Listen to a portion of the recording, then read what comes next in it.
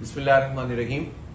29 तारीख को इतवार के दिन 4 बजे मज़ार कायद से हम अपने कराची कारवां का आगाज करेंगे और ये कारवां सफर करेगा, निकलेगा गुरु मंदिर से लसबेला, गोलीमार, फिर उसके बाद नाजाबाद, नॉर्थ नाजाबाद और आगे नॉर्थ कराची और फिर उसके बाद एक बड़ा टर्न लेकर नई कराची से होता हुआ सोराब गोट और फिर हम लियाकताबाद 10 नंबर पर जाकर इसका इख्तिताम करेंगे।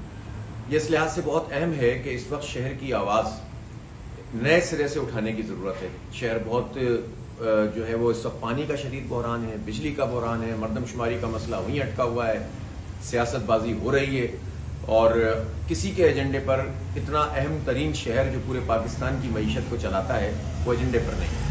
आप ये बताएं कि इस वक्त मईशत का ही तो बहरान है ना। IMF की गुलामी इख्तियार किए हुए हैं, पेट्रोल की कीमतें बढ़ा रहे हैं, लेकिन किसी को फिक्र नहीं है कि इस शहर को अगर ऊपर उठा दें तो हमारे बहुत सारे मसले इससे हल हो सकते हैं।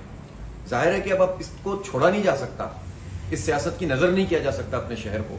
हमें इसको उठाना है, इसकी आवाज बनना है, इसको नेशनल एजेंडे पर लेकर आना है। इसके लिए बहुत अहम है कि हम इस कराची कारवां को एक भरपूर कारवां में तब्दील कर दें। वैसे भी जमात इस्लामी की जो कराची के हुकूक की तहरीक है, 29 दिन के धरने के बाद इसने आवाम के अंदर एक पजीराई हासिल की।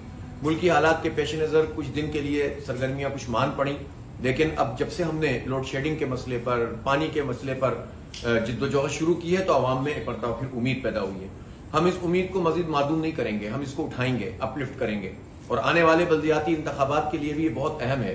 तो मैं अपने तमाम उन दोस्तों से, जमात इस्लामी के कारकुनों से, उनकी फैमिलीज से और इसी तरह आवाम से अपील करता हूं कि इसमें शरीक हों, अपनी गाड़ियों पर आए, अपनी बाइकों पर आए, यूथ बड़ी तादाद में निकले, कोई घर में ना रहे, एक इतनी बड़ी कुव्वत का मुजाहरा करें कि लोगों को पता चल जाए कि कराची ही मुल्क की सियासत का रूप बदल सकता है और कराची को नजरअंदाज करके किसी की सियासत नहीं चल सकती।